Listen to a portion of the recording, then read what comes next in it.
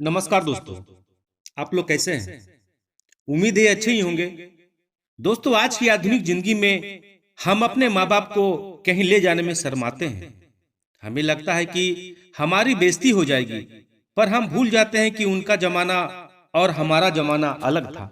और हमारे बेटे जब बड़े हो जाएंगे तो फिर हमारे बेटे हमको कहीं ले जाने में बेइज्जती महसूस करेंगे, क्योंकि हमारा और उनका जमाना भी अलग हो जाएगा। क्योंकि बच्चे भी अपने माँ बाप से ही सीखते हैं, इसलिए अपने बच्चों के सामने अपने माँ बाप की इज्जत करें।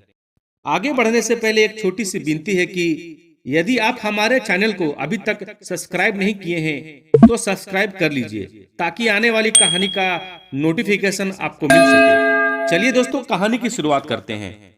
एक औरत थी जो अंधी थी, जिसके कारण उसके बेटे को स्कूल के बच्चे चिढ़ाते थे कि अंधी का बेटा आ गया।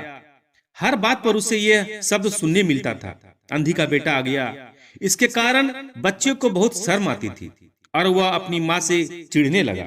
वह धीरे धीरे स्कूल से कॉलेज में गया, फिर भी उसका यह दर्द पीछा नहीं छोड़ा। वहां भी उसे सुनने को मिलता था, अंधी का बेटा आ गया। कई बार इसके कारण उसको लड़कों से झगड़े करना पड़ता था। इससे लड़के को अपनी माँ के प्रति और नफरत भर गया।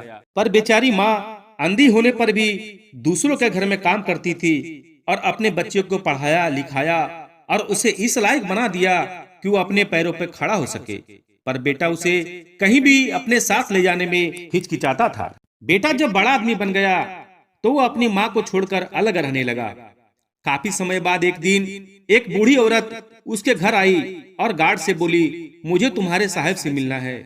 जब गार्ड ने अपने मालिक से बोला तो मालिक ने कहा कि बोल दो, मैं अपने घर पे नहीं हूँ। तब गार्ड ने बुढ़िया से कहा कि मालिक घर पर नहीं है, तो बुढ़िया वहां से चली गई। थोड़ी देर बाद लड़का अपनी कार से ऑफिस के लिए जा रहा था तो देखता है कि सामने भीड़ लगी है। वह गाड़ी रोकता है, यह जानने के लिए भीड़ क्यों लगी है। वह वहां गया तो देखा कि उसकी माँ वहां मरी पड़ी है और उसकी मुट्ठी में एक लेटर है। वह बेटा उस लेटर को पढ़ने लगता है।